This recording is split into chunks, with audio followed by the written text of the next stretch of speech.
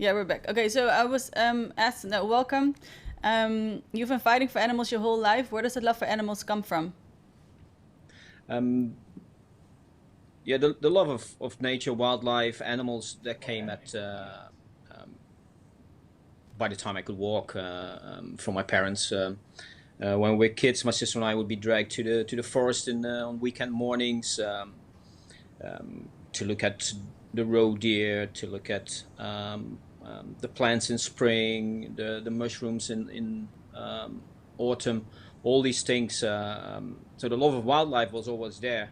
Um, Later, I became a mariner, so I was always so the love for sea life, the oceanic life, was there as well. Um, but like for most other people, it took a long time to make that connection that you love some animals to pet, to have us in your house. You love some animals to watch in nature, Mm-hmm. and you eat some animals, and to make that connection from what love for wildlife and animals and what is just that came a little later. But as a mariner, when that consciousness grew about just not look at those last places of beautiful wildlife in the world, but also do something about it to protect that nature and wildlife. Yeah, as a mariner, it was a logical choice to join Sea Shepherd Conservation Society, Mm-hmm. ocean a conservation group, and I've done that for almost a decade. And against whaling in the Antarctic, against pilot whale slaughter in the Faroe Islands, against tuna fishing in the Mediterranean. Um, so did many campaigns there. And then later in 2018, my partner and I came back to the Netherlands after living in the US for almost 10 years, where she was the director of a wildlife sanctuary Mm-hmm. near Los Angeles. And then we came back to the Netherlands. She became the director of animal rights, and from just helping out, slowly rolled into that as well. And what is it that you do at Animal Rights? What's um, your main job there? Yeah, yeah, we call it campaign leader. We got basically five main subjects in this animal rights organization. The subject of animal testing, the subject of hunting, the subject of animal agriculture and slaughterhouses, the subject of the fur industry, and then finally what we call plant power, but basically give the alternatives, the alternative lifestyle, plant-based diets, veganism, and things like that. And I am the spokesperson and the campaign leader for the subjects of slaughter and the fur industry.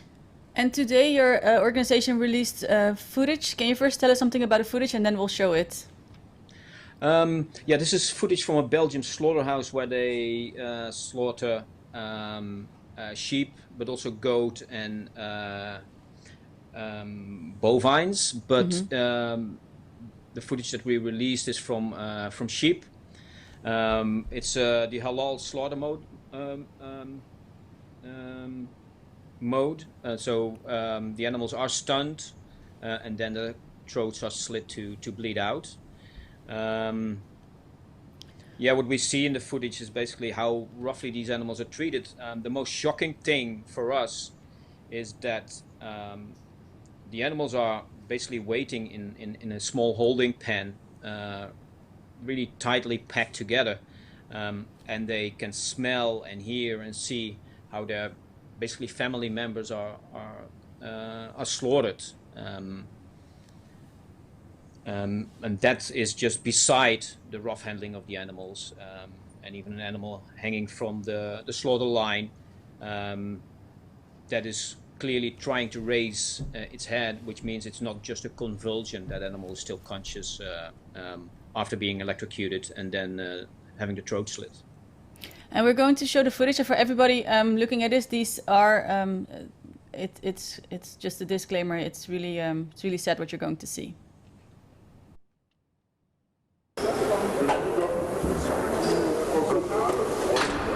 Hoe kom ik op materiaal kan wel zijn.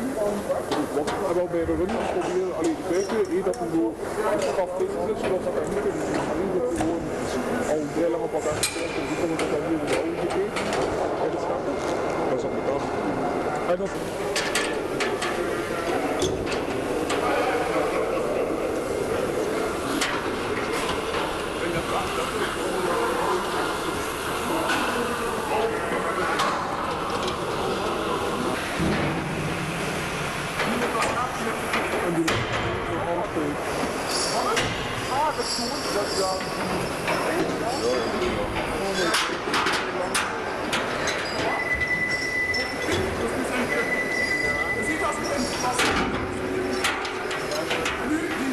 die andere ligt al niet zwaai. Dat gaat zo snel. Dat gaat niet sneller in. Dit gaat heel lang. Die staan hier ook.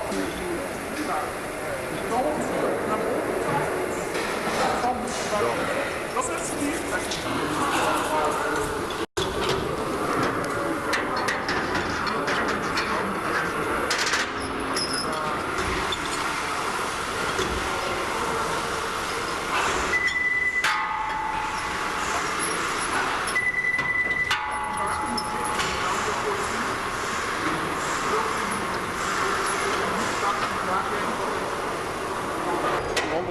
Stoppen denk ik of zo van, maar dat hij ook vermogen is, dat vind ik niet normaal.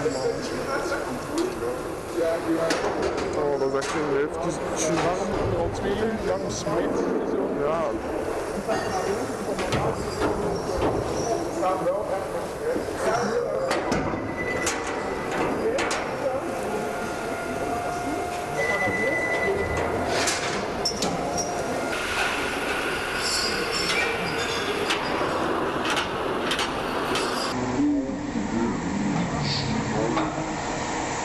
Dan maakt wel iemand echt geweest. Ik denk dat toen dan wordt dat je geen dochter had.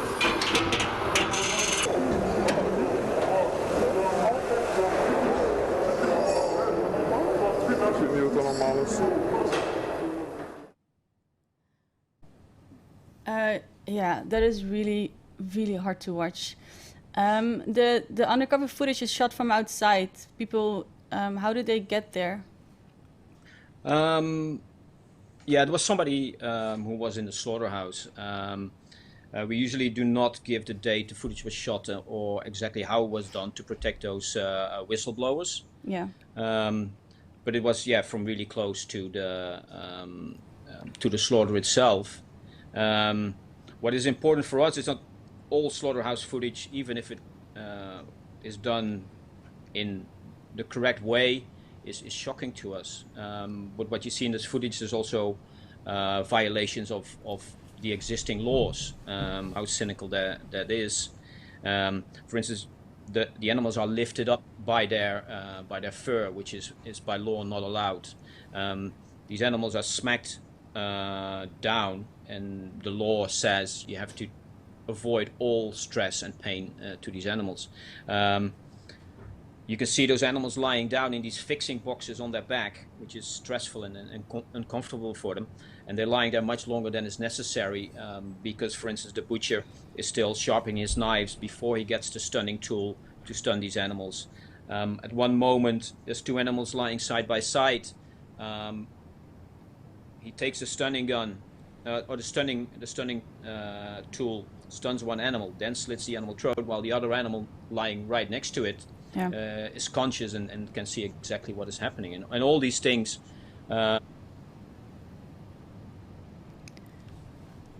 charges against that in Belgium courts. And has the slaughterhouse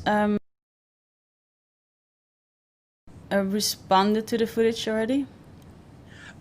We released the footage just this morning. I have not heard a response yet. Usually they wait a while because it has to go to board meetings and things like that, how they're going to respond. And usually they wait also a little bit for journalists to ask the right questions. So we're waiting for that response. It will come. In Belgium today, they just have a new government after more than a year waiting. So that's the big news now in Belgium. So the reactions to this will probably come tomorrow or the day after. And do you ever you've seen a lot of this kind of footage, and I have too. But every time you see it, it hurts as much. But how do you maintain? You keep going with this, but what do you feel yourself when you watch this? Well, I've edited this footage, so I've looked at it over and over and over again. You have to be able to shut part of yourself off from your feelings from what you're seeing, and I still get mad and sad from watching this footage every time again. But at the same time, I can turn over a switch and just work on the footage and think about what will be most effective for these animals to hopefully step by step, very slowly, stop these practices in the near future. And do you see that coming, that these practices will be stopped? Yeah, I'm almost sure that will happen, and very soon. Social change can go very fast. If you look, for instance, at how we look at cigarette smoking now and how that was like 40 years ago when I was a kid. Mm-hmm. So social changes come fast, and the good thing that we have with the subject of slaughtering animals is that the alternatives are there. Yeah. There is plant-based food that, especially in the last decade, that they have been perfecting to, if you want almost exactly the same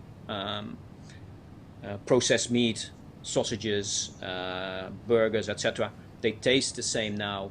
Most people wouldn't be able to tell the difference. And with the subject of clean meat, laboratory meat, that is developing very fast in the last few years, then there becomes an alternative which is actually the same. It is real meat, only no animals are slaughtered for it. Mm-hmm. I think these two developments will mean the end of the animal agriculture. And we asked you to send us some footage some topics that you would want to talk about. The second video we're going to show. First, going to again, it's painful to watch this. We're going to watch mink, how they're being gassed.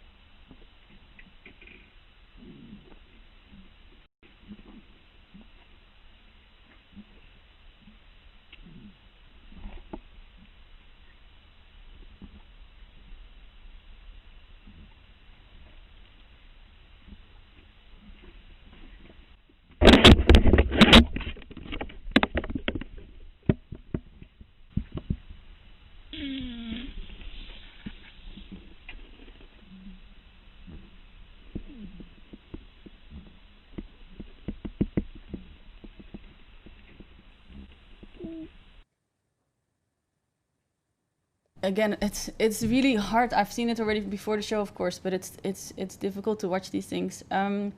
These were in Holland, for everybody watching. In Holland, almost 2 million mink have been killed, and they get killed in this way. They're being gassed, right? Yeah, that's correct. The method used is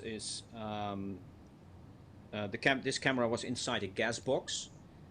Mink are put in there and in an atmosphere that's filled with carbon monoxide.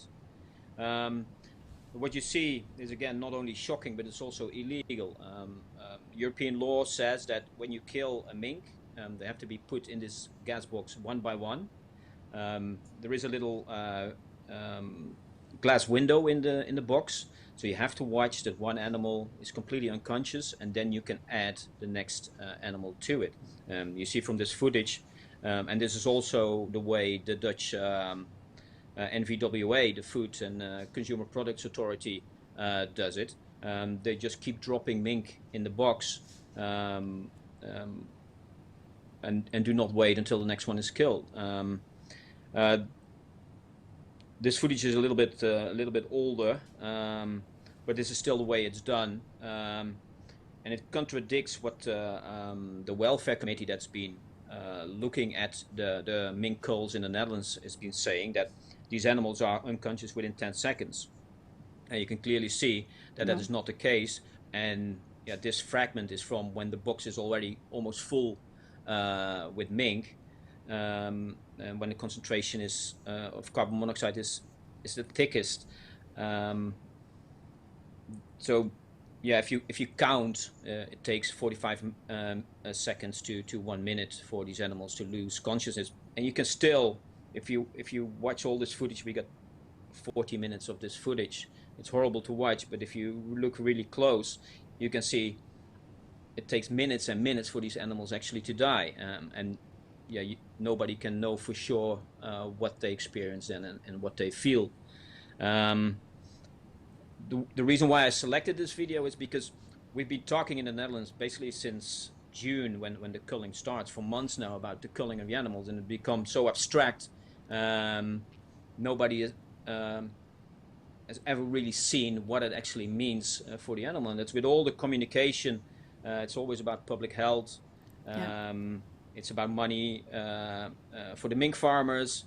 It's about how sad it is for the mink farmers, but the result and what's in the interest of the animals is nowhere ever mentioned. And yeah, this is the way they die. You can say they live horrible lives in these mink farms as well.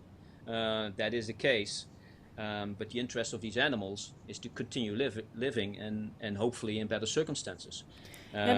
So, yeah.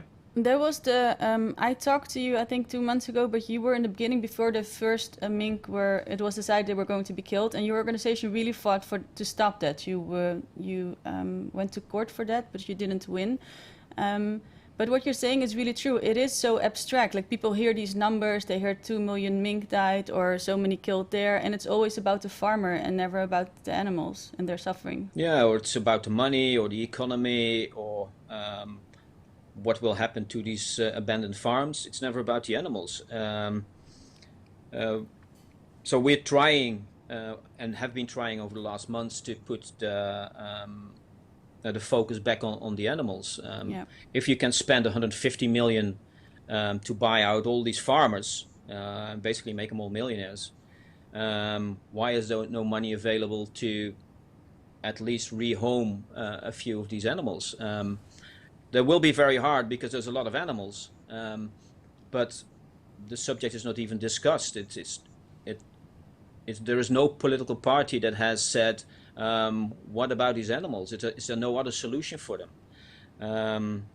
And although these animals are basically bred to be killed for their winter fur in November and December, countries like the US that has 2 cases of mink contaminations, and Denmark that has 27 or 28 cases at the moment, they do not kill the animals. And do not spend all that money on these farmers. So the alternatives are there. It is difficult to find a good solution for all these animals, but that is on these farmers and on the government that have allowed this business to exist and to continue for so long, even after the ban of 2013. Yeah, true. In the end, we're happy that it's going to end by the end of this year, basically. So Corona, made sure that it's not going to continue for 3 more years, because the original ban is for 2024. So that means that at least, say, the roughly 15 million pups that would have been born in the coming 3 years, the coming 3 seasons, they have been saved in a way that they will never be born. But will all the so it's going to end? All the farms are going to be gone, but will all the animals, all the mink, will be killed? That's basically the solution, just to kill them. That will be the solution, because there's no farmer that's going to feed these animals unless they make a profit. Normally, the pups that are born in April, May, they're always killed in November, December, 7 months later, for their winter pelt. The animals that get older than 7 months are the breeding females and the few breeding males. So they usually continue to live for a couple of years until they are killed as well. And how long does a mink in nature live? Like, how old can he get? Do you know? I'm not absolutely sure. I think in captivity they can live up to 10 years. In the wild it will be much less, but certainly longer than 7 months. Yeah, it's really shocking. They get born in April, May, and just for 6 months in the cage, and then to get killed.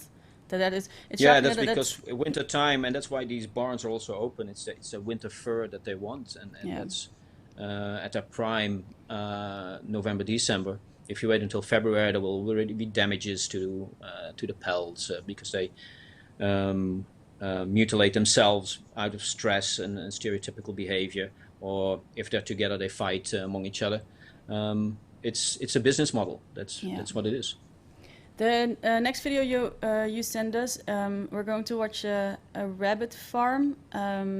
Again, we're going to watch a video first and then talk to you about it. It's again very distressing footage for some people.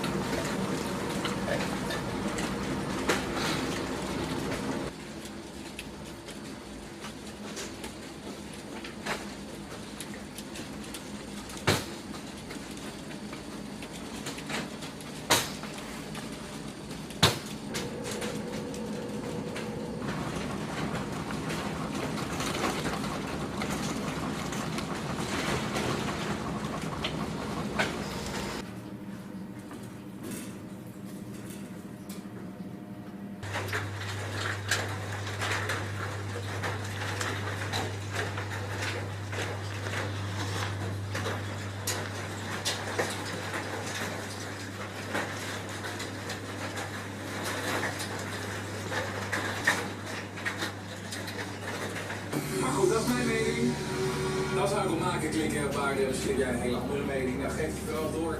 Dat kan nog de hele dag, dus vanavond de eindslag pas om 8:15 in de show van Baren. Sorry, dat kun je opmaken op kijken. En dan hoor je gaan we bij mij zo mee.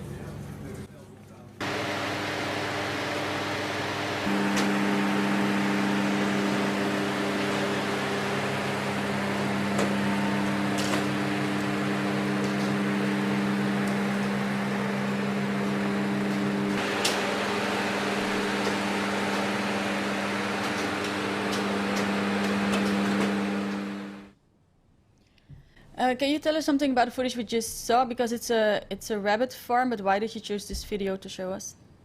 Yeah, it was several rabbit farms actually. Last year we filmed in 10 rabbit farms together with another organization. We filmed in 10 farms, and that's about a quarter of the 40 farms that still exist in the Netherlands. All the rabbit meat is basically for export as well. I chose it because of all the press surrounding Corona in minks. Their living circumstances have been put on the foreground again in the Netherlands. Living in these small cages on wire, living above their own excrements, horrible circumstances. So with this video, I want to show there's another group of animals in the Netherlands that still live in similar circumstances that nobody sees because they are in enclosed barns. They're also vulnerable to COVID-19. They can get the virus. All the farms have been investigated and no contamination has been found. But this is another industry that is so horrible in the way these animals have to exist, that stands so far away from their natural needs.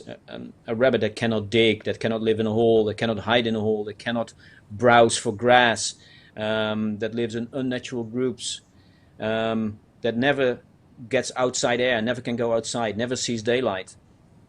And there's a lot of welfare organizations that want to improve the circumstances. But what you saw, most of these cages were the highest welfare standard. They're called park systems. For these industries, no improvements are possible, and they should just be abolished. And these, yes, definitely. And these rabbits, they're bred for their meat. Correct. Yeah. That's all for meat. They get about 10 to 11 weeks old. The first 5 weeks they are with their mother in a small cage. The last 5 weeks, in the best circumstances, they get a bigger cage that becomes very small as well as the rabbits grow. Mm-hmm. Then after 11 weeks, they're put in crates that are very similar to the crates chicken go into, and brought to slaughterhouses in either Belgium or Germany, because in the Netherlands we don't have a rabbit slaughterhouse. So we have rabbit farms here, but we don't have a rabbit slaughterhouse. And these is the meat? It's not intended for the Dutch market, or it is? There's very few supermarkets in the Netherlands that still sell rabbit meat. Netorama has abandoned it, and they were selling Chinese rabbit meat. Jumbo has mostly done away with it, except for a few local franchises. Mm-hmm. So there's lots of supermarkets that don't sell it anymore, and the Netherlands, the Dutch people don't eat it. There's a small peak around Easter and a slightly larger peak around Christmas, so it's a very seasonal dish. Yeah. It used to be a little bit bigger in Belgium, but even there, especially the younger generations, nobody wants to eat rabbit meat anymore. So again, just like basically mink pelts, we're producing this and including the animal suffering for an export industry, for the profit for a small group of people. And how many farms are there in Holland? There's about 40 rabbit farms, about 40 rabbit farms. And what happened? This is a little bit older footage. And what happened? What happened after the footage was released? As usual, there were parliamentary questions about what we've seen, and very rare for our agricultural minister Schouten. She said that the footage touched her, and she was worried about this kind of footage popping up every time. She also had real concerns, she said, about the high death rate in this industry, the high antibiotic use in this industry. But as always, the decisions she then makes are economical in nature, and she's going to talk to a specific branch of animal agriculture and see if she can make small improvements. That is the result for now. As with all the footage, as with the slaughterhouse footage, we believe that step by step we will raise the awareness both for the public and in the politics and in the press, that this should end. It's like the mink industry. The mink industry is going to end this year, but that's been a long fight as well. Animal activists have been able to ban the use of wild animals in circuses, which has been a long battle as well. So especially, that's also a reason why I'm showing these. The duck industry, the rabbit industry, mink industry are in size relatively small branches that we can probably stop easier than the pig industry, the dairy industry. But every time you are able to destroy an industry like this, that gives the precedent that you can change things for ethical reasons, and that's important, and you can build on that, because in the end we want all the animal agriculture to disappear. Yes.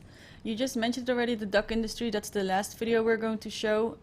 It's again sensitive footage for people who, a disclaimer, so you know that.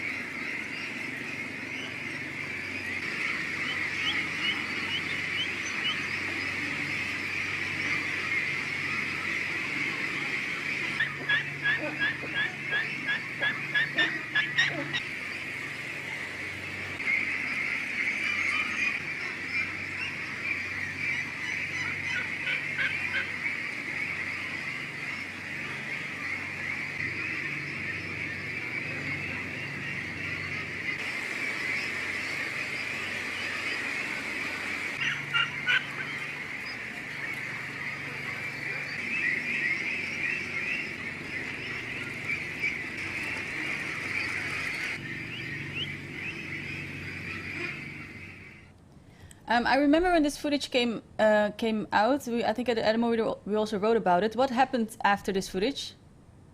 Yeah, we have been taking footage in duck barns since 2017. So we have done it a couple of times, and we've also filmed when these animals were caught with undercover footage. The horrible way they grabbed and thrown into crates. A few things have happened with that. Plus Supermarket took out the duck meat out of their shops. They did it right away and gave it to the food banks. They didn't even wait for it all to be sold. We sent the footage of the catching of the ducks with the clear violations of the law. We sent that to the Food and Product Safety Authority. And after a bit of pushing, they finally at least fined the 3 farms at which were filmed and 1 farmer for killing ducks by slamming them against a wall. So that these are small things. Again, it's an easy industry, relatively easy industry to take on because it's relatively small. There's about 50 of these farms in the Netherlands. There's 1 slaughterhouse, and that slaughterhouse basically arranges everything for these farms. It basically owns the ducks from the moment they come out of the egg until they're slaughtered. But still, they kill about 8 million ducks every year in the Netherlands. The interesting thing about it is that the slaughterhouse has been shut down for the last 4.5 months because there was no market for it with Corona, which again shows this is just an export product, and then mainly for restaurants in Western Europe. And there was no demand for it during the Corona crisis. So it just started up September 25 again, slowly, because they see restaurants are opening up again, especially in Southern Europe. Yeah, this would have been the perfect opportunity to shut down this industry as well, because except for a few jobs in Ermelo, it has no benefit at all for the Netherlands.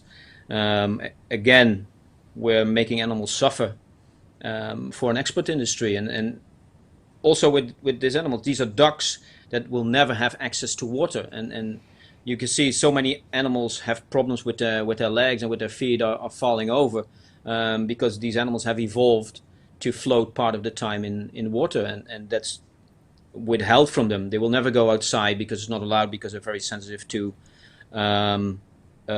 bird flu, and also because it's got to do with their deposits.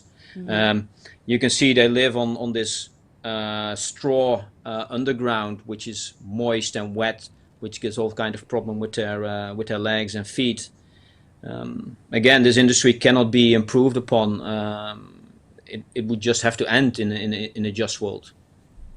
And is do you see like it opened up again on the 25th of September, the slaughterhouse? Do you see, because it's a small industry, do you see an end to this coming, to the duck industry? The question will first have to be how hard they were hit by Corona. It could be that they're in financial trouble, and that will be a good thing.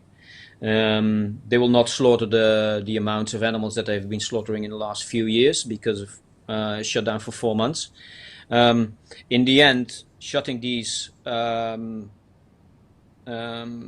places down has to come from the government.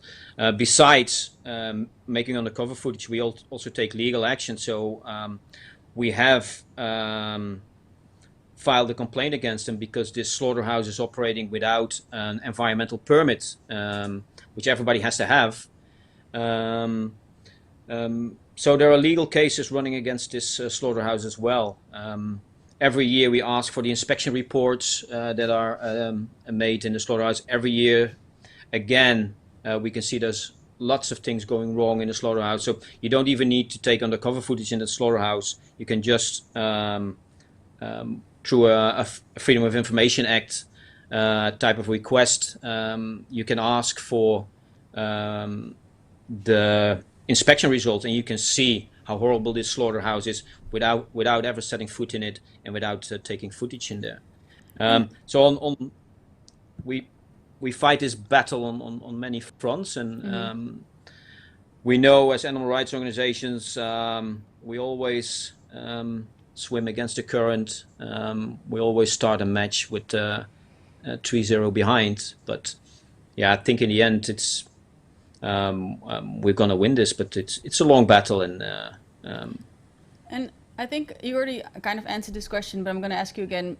With our Minister of Agriculture, Carola Schouten, she's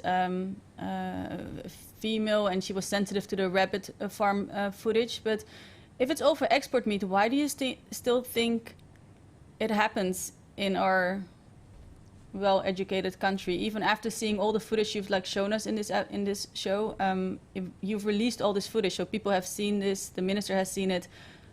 Why doesn't it touch their hearts enough to just stop it?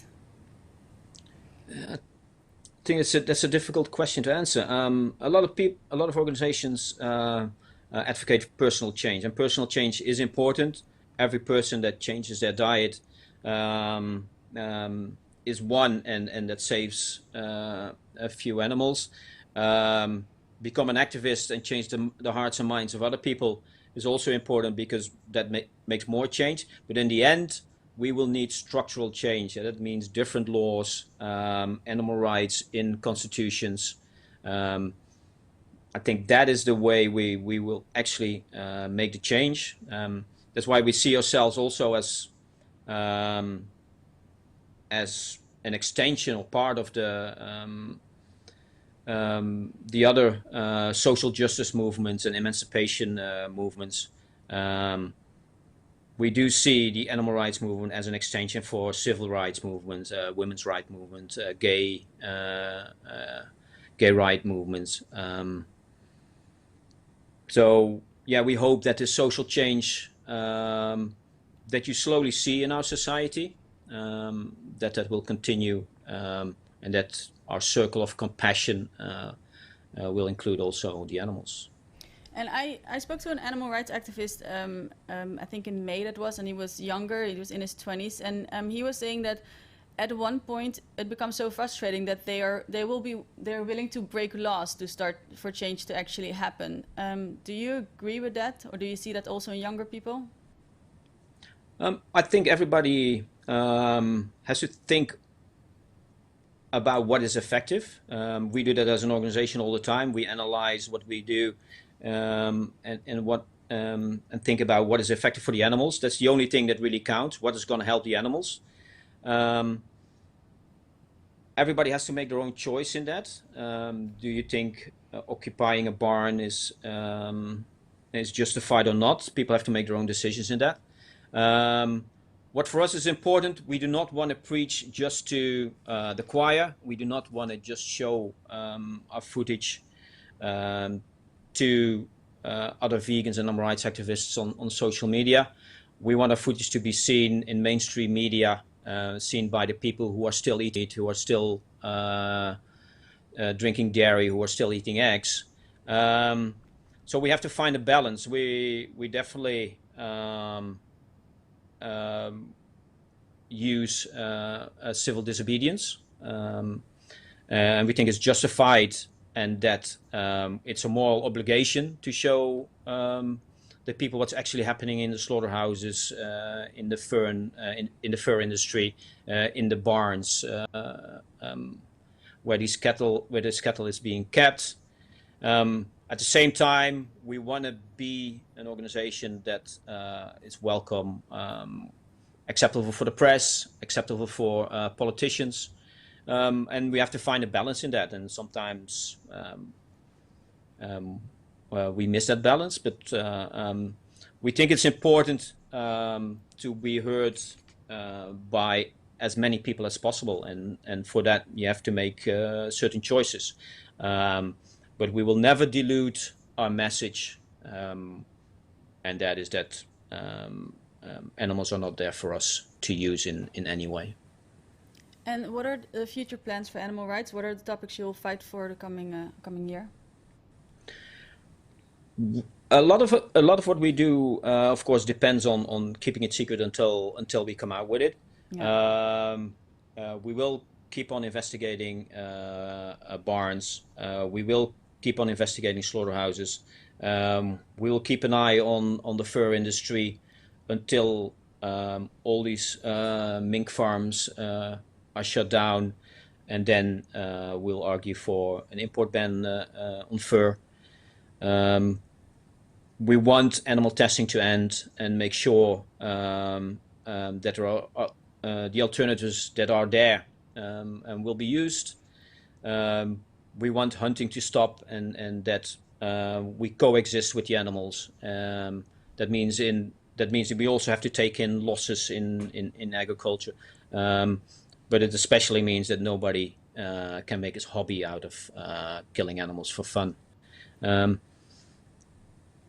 And all these things we will keep on monitoring, and we'll do that through undercover footage, but also investigations on paper through FOIA, to Freedom of Information Act things, and we'll expand where we can.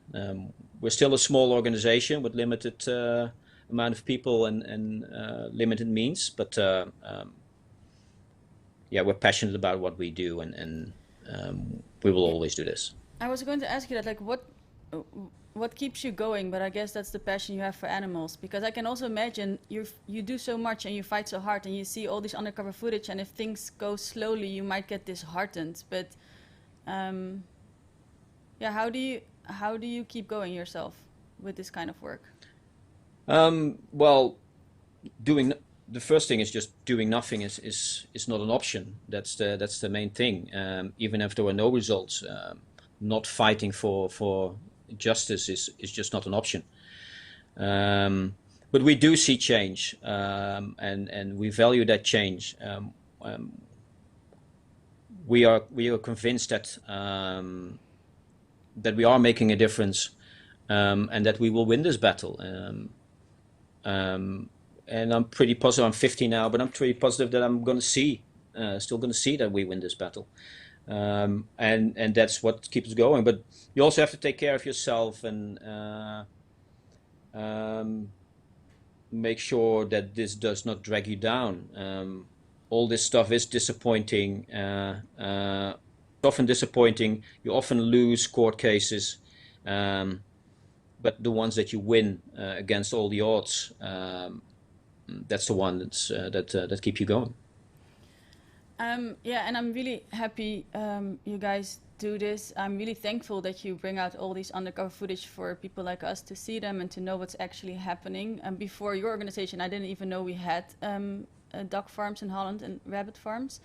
So I want to thank you very much for all the work you do for animals, and good luck. And hopefully you're 50, I'm 40. Hopefully we'll see a meat-free world pretty soon. All right. Thanks. Thank you for the invite. Dankjewel, Erwin. Oh. Graag gedaan.